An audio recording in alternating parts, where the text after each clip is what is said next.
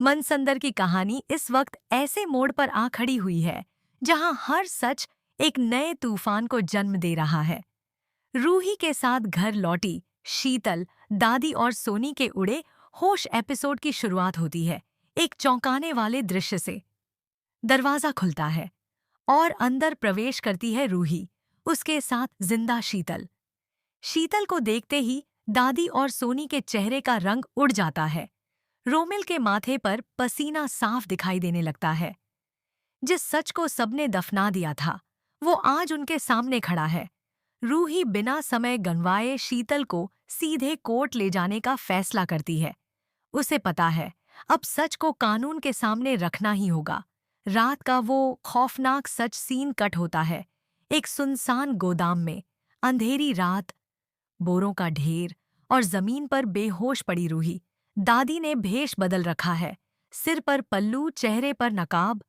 वो ठंडी आवाज में कहती हैं, इसे ऐसे छुपाओ कि कोई सोच भी ना सके। जब तक यह चुप रहेगी हमारा राज सुरक्षित रहेगा। दो आदमी रूही को बोरी में भर देते हैं। उसका हाथ बाहर निकलने की कोशिश करता है, लेकिन बेहोशी गहरी है। बोरी कसकर बांध दी जाती है। घर में खुशी पर रूही गायब। उधर घर में खबर पहुंचती है, शीतल जिंदा है।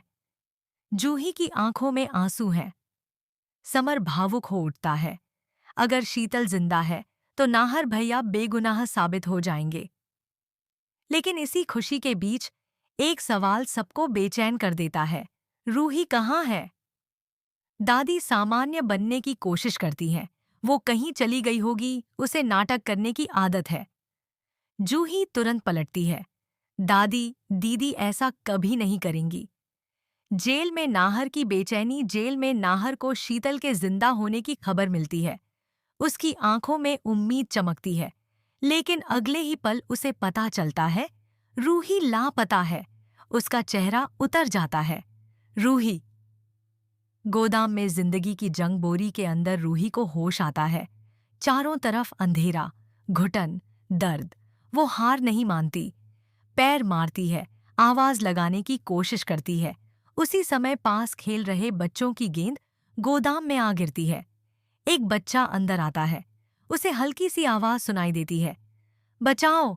देवर वहां पहुंचता है, ध्यान से सुनता है, बोरों को हटाता है और सामने आती है बोरी में बंधी रूही। भाभी। रूही को बाहर निकाल लिया जाता है। घर में सच्चाई का विस्फोट। रूही घायल हालत में घर पहुंचती है। सबके सामने दादी की तरफ देखते हुए कहती है, अब सच छुपेगा नहीं। दादी इनकार करती हैं, लेकिन तभी शीतल आगे आती है। दादी ने ही मुझे छुपवाया था, इंजेक्शन दिए गए ताकि मैं सच ना बोल सकूं। घर में सन्नाटा छा जाता है। रूही कहती है, परिवार को बचाने के नाम पर आपने नाहर को जेल भेज दिया, मुझे मारने की कोशिश की। यह कैसा प्यार है? कोर्ट का दिन, कोर्ट रूम खचाखच भरा है।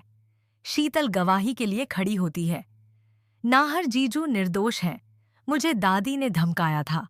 स्पर्श सबूत पेश करता है, injection, CCTV footage, call recording.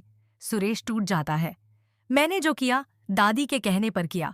जज फैसला सुनाते हैं, नाहर पर लगे सभी आरोप निराधार, तुरंत रिहाई। दादी और सुरेश के खिलाफ अपहरण और षड्यंत्र का केस दर्ज। आजादी। और टूटे रिश्ते। जेल से बाहर आते ही नाहर सबसे पहले रूही को गले लगा लेता है। तुमने हार नहीं मानी। रूही की आंखों में जीत के आंसू हैं। मैंने कहा था ना, सच जीतेगा। लेकिन कहानी यहीं खत्म नहीं होती। दादी को पुलिस ले जा रही है।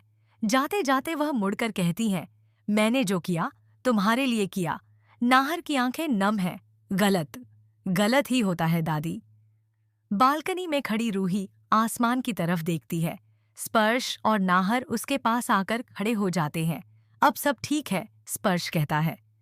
रूही हल्की मुस्कान के साथ जवाब देती है, ठीक तो है, लेकिन रिश्तों को फिर से जोड़ना आसान नहीं होगा। तो दोस्तों, आने वाले एपिसोड में क्या दादी अपने किए की सजा भुगतेंगी? क्या यह परिवार फिर से एक हो पाएगा? अगर आप भी नाहर और रूही का साथ देते हैं तो कमेंट में लिखिए, I support Nahar and Roohi. Video को लाइक और चैनल को सब्सक्राइब करना मत भूलिए।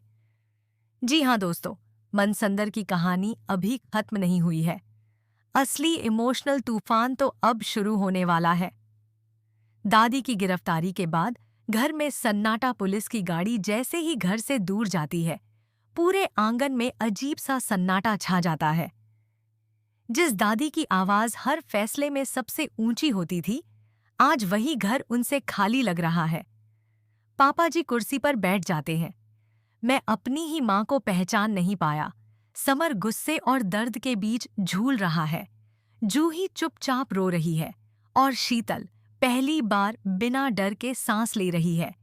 लेकिन रूही के चेहरे पर राहत के साथ एक चिंता भी है। नया सवाल, क्या सच पूरा सामने आया? रात को रूही को एक अजीब बात याद आती है।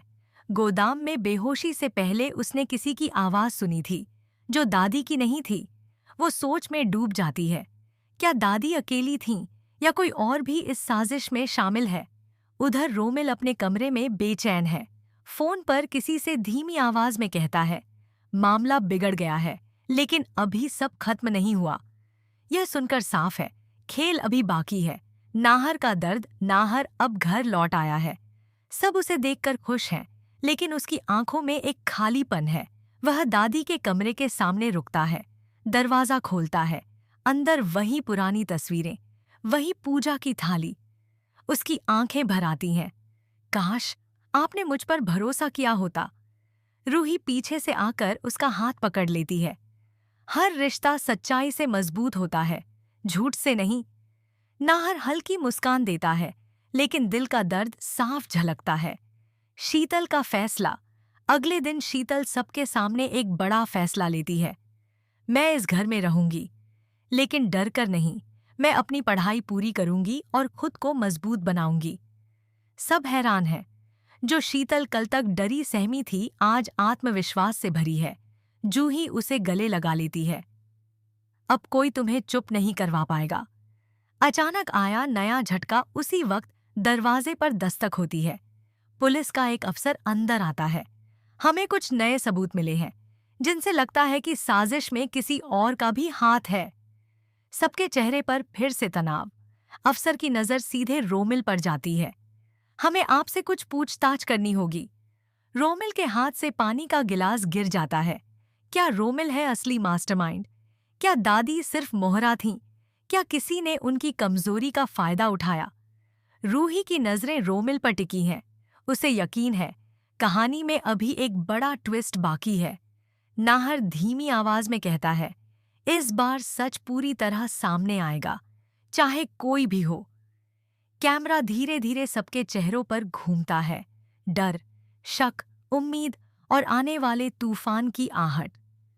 तो दोस्तों, क्या आपको लगता है रोमिल ही इस साजिश का असली खिलाड़ी है, या फिर अभी और भी बड़े राज खुलने बाकी हैं?